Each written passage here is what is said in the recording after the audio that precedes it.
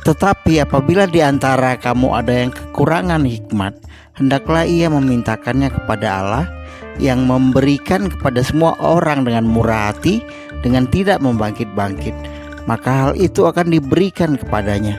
Di akhir video nanti kita cross-checking dengan firman di Alkitab agar makna penemuan tulisan papirus ini punya dasar Alkitabiah. Sementara kita lanjutin dulu detail tentang penemuan ini. Para ahli menemukan manuskrip Mesir berusia 2000 tahun yang dituliskan di abad keempat atau 5 dalam bahasa Yunani, menggambarkan mukjizat masa kecil Yesus. Para ahli menguraikan dan menerbitkan sebuah fragmen papirus yang berisi bagian dari Injil masa kecil Thomas yang menceritakan kisah-kisah dari masa kanak-kanak Yesus. Papirus itu disimpan tanpa diketahui di perpustakaan negara dan Universitas Hamburg di Hamburg, Jerman. Saat memeriksa manuskrip, peneliti menemukan kertas itu dan mendapati nama Yesus dalam teks itu. Ini adalah manuskrip paling awal yang diawetkan, kata Lajos Burgess, dosen di Institut Kekristenan dan Purbakala di Universitas Hamburg, Berlin. Gabriel Noci Makedo, seorang profesor papirologi di Universitas Leeds di Belgia, dalam penelitian tersebut menambahkan, yang kami tahu pasti adalah bahwa papirus tersebut berasal dari Mesir. Papirus tersebut mungkin tiba di Hamburg antara tahun 1906 atau 1939 atau pada tahun 1990 saat sekotak papirus yang tidak diawetkan dipindahkan ke Hamburg dari Berlin. Dari penelitian itu, para ilmuwan mengatakan bahwa mereka yakin bahwa fragmen itu sudah berada di Jerman sebelum Perang Dunia Kedua. Tulisan manuskrip ini menceritakan bagaimana Yesus menghidupkan burung dari tanah liat saat ia masih anak-anak.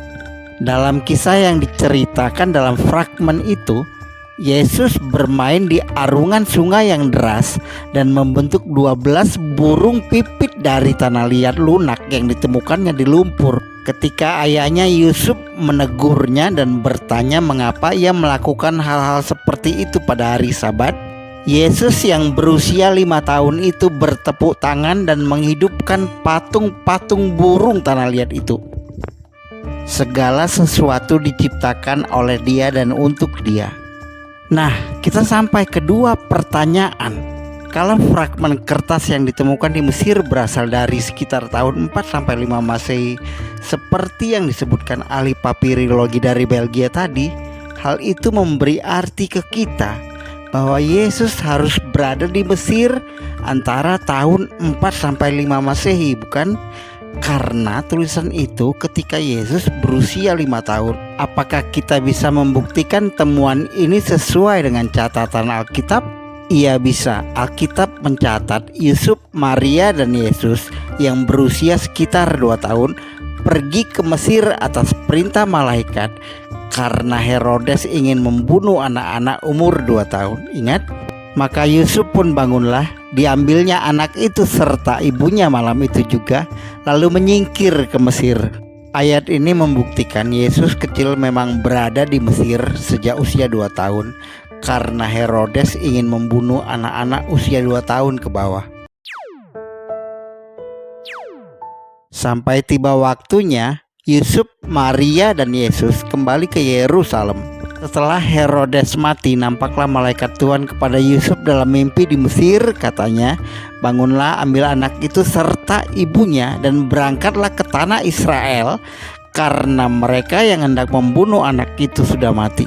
Jadi pertanyaan pertama terjawab bahwa Yesus memang berada di Mesir sejak usia 2 tahun. Pertanyaan kedua tentang Yesus di Mesir sering bermain di sungai membuat burung pipit dari tanah. Setelah dewasa dan menjadi guru, Yesus bernostalgia dalam suatu kiasan atau perumpamaan tentang masa kecilnya.